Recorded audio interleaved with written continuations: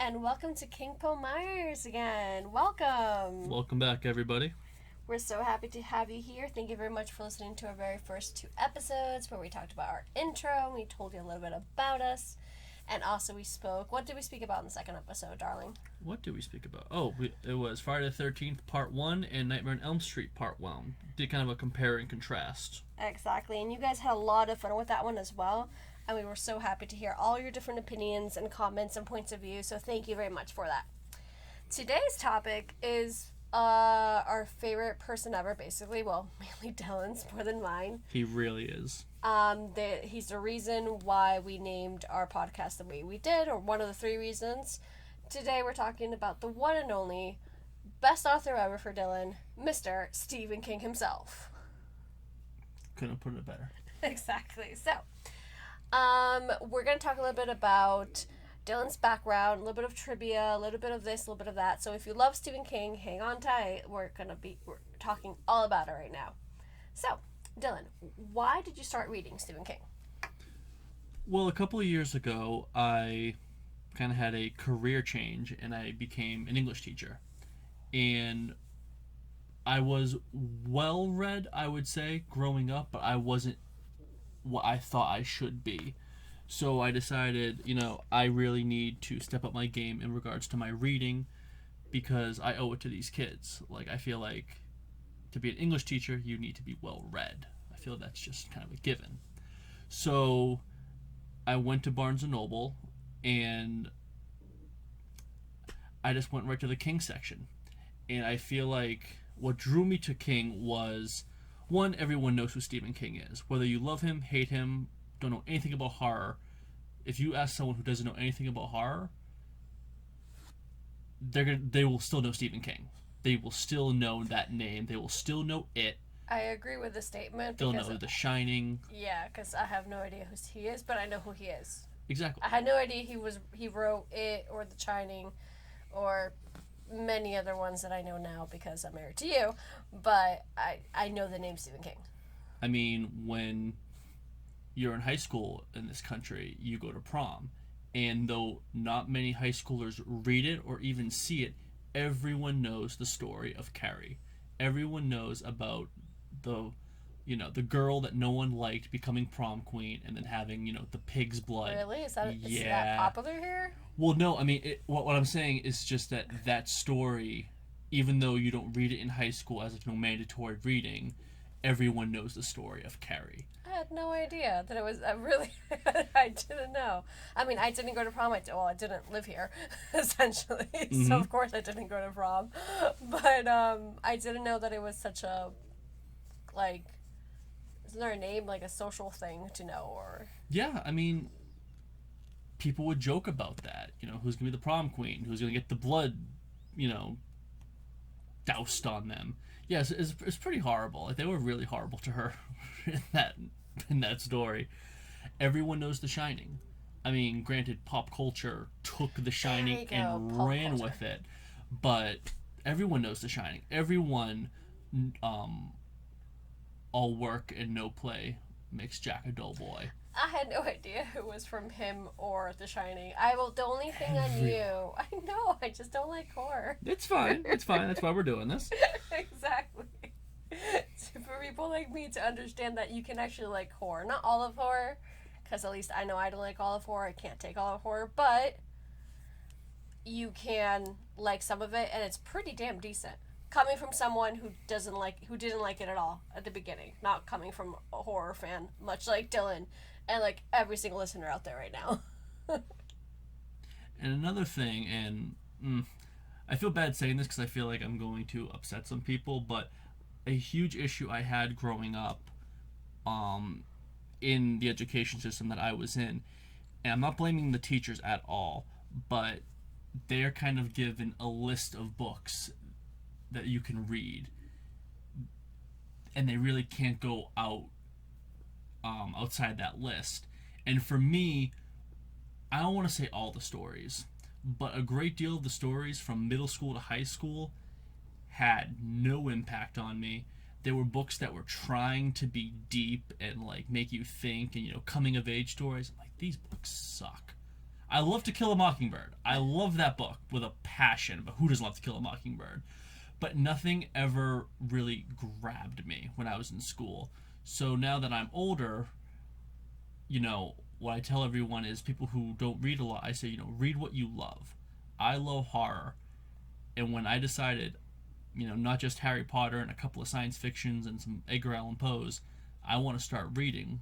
I went right to Poe. I'm sorry. I didn't read to go right to Poe, but I went right to King. And what was your first experience with King? My first experience reading or just in life? Well, in life, I think what you just told us. No. No? No. What was it? My first experience with Stephen King, I was, maybe 8 or 9 years old. And I would go over my best friend's house, and I'm still best friends with them to this day. Sean, Brennan, Aiden. Shout out to you guys. I would go over their house, and 2 houses down was their grandfather's house. And we would always go visit him. Wicked nice guy. Miss that man greatly. He had a massive movie collection. And I remember, like 1998, 1999, I was still little.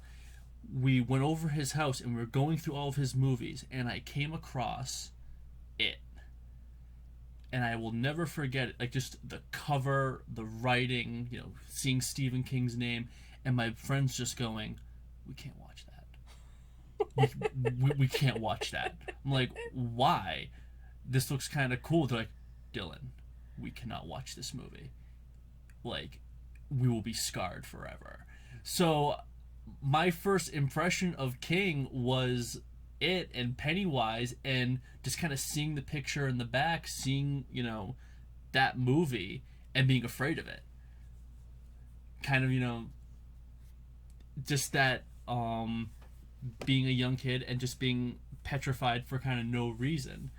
And yeah, that was really my first experience with King, being terrified without even knowing why. I feel like that's a lot of people's story when it comes to It, because it came out, it came out before you were born. Yeah, well, I think it came out in 1990, 1991, so I was born in 91. So... Oh, okay, I thought it was like in the 80s for some reason. I don't think it was 89, I think it was 90, 91. Oh, okay. But still, so you were very little, obviously, so, and I feel like I've heard a lot of stories like, oh my god, my first horror contact was It, and I got, like, really afraid. Yeah, and especially, I read it a couple of years ago, though I always did love the Tim Curry adaptation. I eventually did watch it, and I absolutely loved it. I love Tim Curry. Well, there you go. I was like, you love Tim Curry. But not just Tim Curry. I mean, I thought they did a really good job with it. We'll probably do a It review, because I thought about doing like a Sunday book review for It. I'm like, no, it needs a podcast, because it needs a podcast, but you might also review the book. But so much to get involved with. Exactly. Which one was your ever first King book? My first Stephen King book, once again, I was at Barnes & Noble, and I was trying to figure out, what am I going to start with? I wanted Misery, because I absolutely love that movie. Check out Misery if you've never seen it. It's outstanding. They didn't have it. One of his all-time greatest works, they did not have. So I was looking around, trying to see, what could I kind of jump into, and I decided on a Stephen King that many of you probably don't even know, Joyland. It was maybe I don't know how to describe it.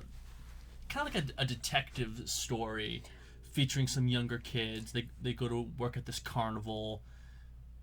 There's a murder, and I really thoroughly enjoyed the book. I'm actually looking forward to rereading that. That sounds like something you definitely would like, because I know you like detective stories, so I understand why that was your first pick as well, even though I know you love Misery. I love Misery. Alright, so talking about books, of course, do you know which ones are his most beloved books? It's really, like anything, the eye of the beholder, and what you personally like in storytelling. But if we're going on maybe his most famous works, It, The Stand, I'd probably say The Shining as number one just because of the pop culture impact. The movie with Jack Nicholson. Fun fact: King hates that movie, and I get why. I didn't know that. I like it for what it is, but yeah, the book's so much better. But yeah, King and Stanley Kubrick, Yes.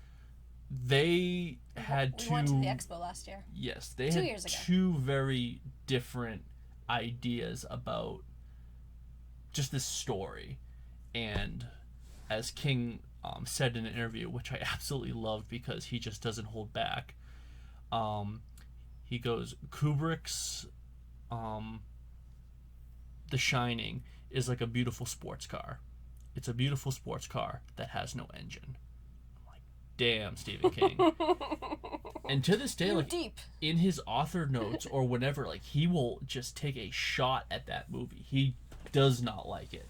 But I would say The Shining is his most famous work. Um, Once again, nothing against it or The Stand. I just think when something can penetrate into pop culture, That's true. You see that a lot. That's the one with the twins. Was there twins? yes, So I see that everywhere. Oh my god. Okay, so random fact about me, because I go totally different way. Toy Story. I love Disney. I love Toy Story. And even I knew if you ever watch Toy Story 4, and even if you haven't, you've probably seen the previews or the trailers, and they even do a scheme of that like shot. And I'm like, it is everywhere actually, even in a children's movie. I could be wrong. Please let me know if I'm not right about this, but I'm fairly certain the twins were not in the book. I'm fairly certain that was strictly a movie piece. I could be wrong about that. I haven't read The Shining in a couple of years, but I think that was just in the movie. Interesting. You reminded me when you said it. You reminded me of Instagram profile actually, strictly Stephen King, and it's she recently went to I don't know how to say the name. How do you say that? Bangor. Bangor, Maine, where it's for like where it was shot or when it was like filmed, Mm-hmm. and I thought that was pretty cool.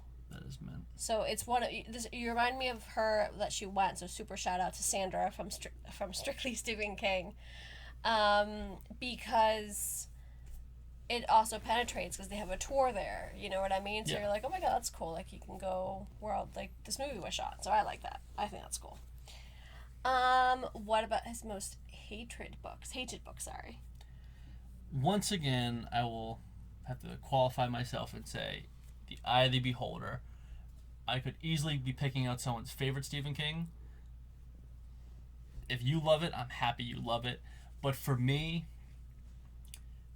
the one Stephen King book that I actually had to put down because I was so uninterested and so bored, The Tommyknockers. I think he's admitted that it's not his best work. Stephen King, during the 1980s, he was dealing with a lot of substance abuse that he's very open about. But he even admits he was not in a good place when he wrote The Tommyknockers. That makes sense. I have been told by people on Instagram to give it another shot. It really takes a long time to get there to really grab your attention. I got about 100 pages and I was just bored out of my mind. Is it a short book? Is it a long book? No. It's actually right on my bookshelf right there, the one on the far right. Okay. So I probably will go back to it eventually, but yeah, for me, The Tommyknockers, the one Stephen King I had to put down. Fair. It's fair. It makes sense. All right. So, what about his scariest books? For me, nothing disturbed me more than Pet Sematary. Oh my god, I remember when you read that. Oh my god, and nothing scares you. You love horror, and you don't get scared easily at all. I can vouch for you. But Pet Sematary really spooked you. That was really something. It's a great story, and I was just captivated the entire time. I couldn't put the book down, but that went to a very, very dark place, and I do recommend everyone to pick up Pet Sematary. Isn't that one of your favorite ones?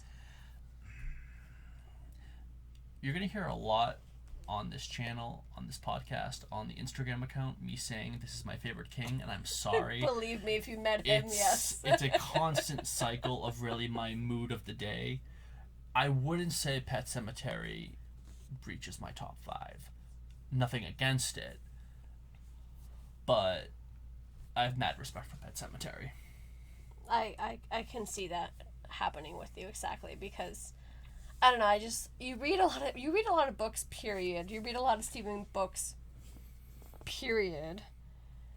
But the ones that stuck out for me when you're reading them is either you really love them, or with Pet Sematary you do love it. It just spooked the bejesus out of you. And I was happy to be spooked. I love being scared. You love being scared. That's true as well. We talked a little bit about this already, but what other books were made into movies? So we hit on It. We hit on Misery. Obviously, The Shining. I actually, once again, I'm sorry for repeating myself, arguably my favorite Stephen King, Salem's Lot. I have not seen the original film. I think it was TNT or maybe FX, I don't know. Someone did a Salem's Lot miniseries when I was maybe 10 years ago, maybe 15 years ago. I loved the cast. I loved the production. I loved how they created Salem's Lot. I loved everything about it.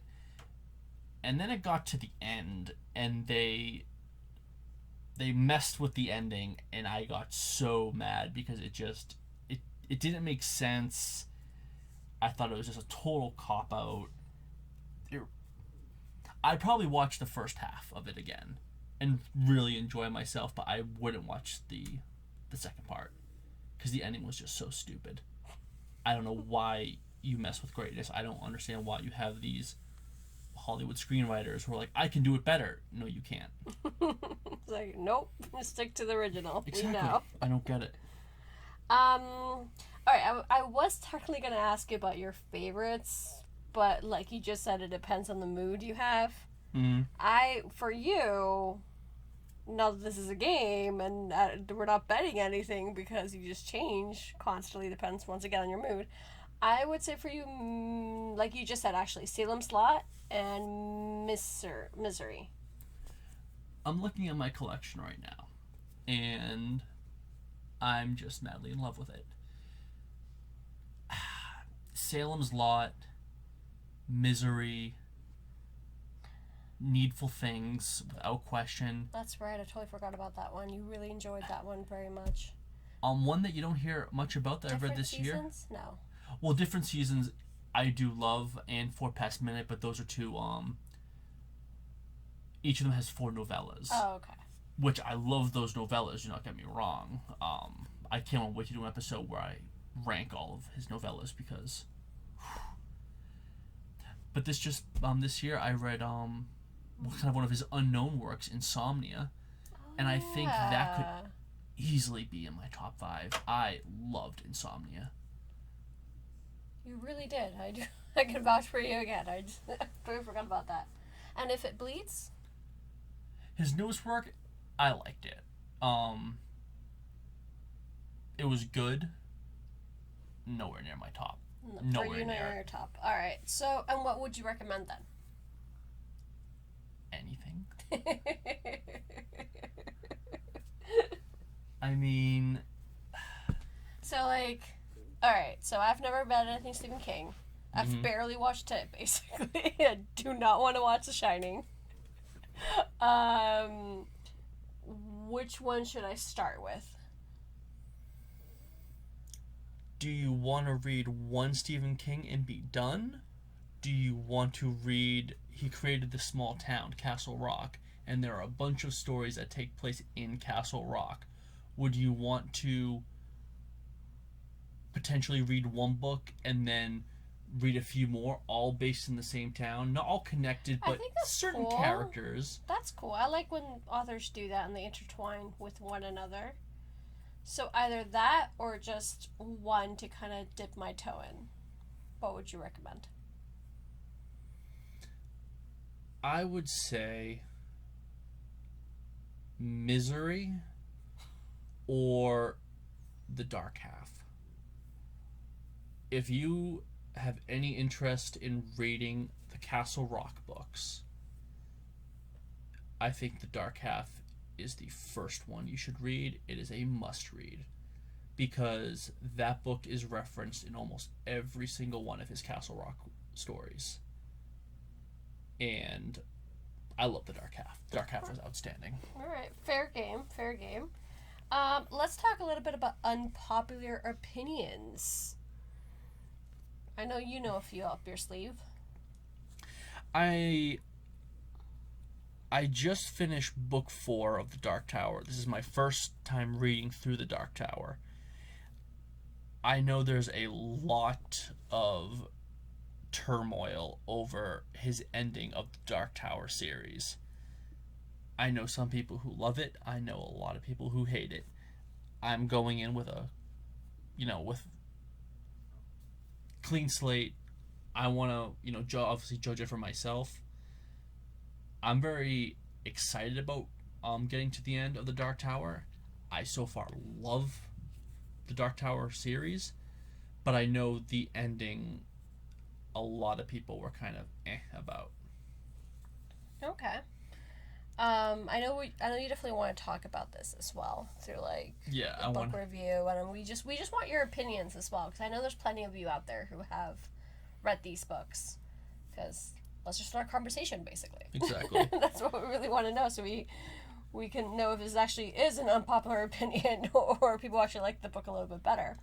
And his later works, you were saying something about his later works, right? There's a fair amount of people who will often, to them there are two different Stephen Kings. There's earlier Stephen King and then there's the later works of Stephen King. Some people believe it's night and day. Like they just love his old stuff. His new stuff is very blah. I've read a lot of his new stuff and I personally think he hasn't missed a beat. I absolutely loved Dr. Sleep. I loved The Outsider. I cannot wait to watch the HBO miniseries on it. And what else? I gotta give a shout out to Belissa.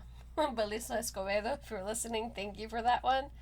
It was already on our radar, but thanks to you, I also might be a little bit nudged to watch it. I'm really skeptical when it comes to these kind of things. I believe more in the I also believe in that, but no. I'm more capable of watching more supernatural stuff than real stuff. So, for me, I can watch Stranger Things. I can finally watch Michael Myers, Halloween, in other words, sorry. I can watch... It took me a bit, but I can watch it.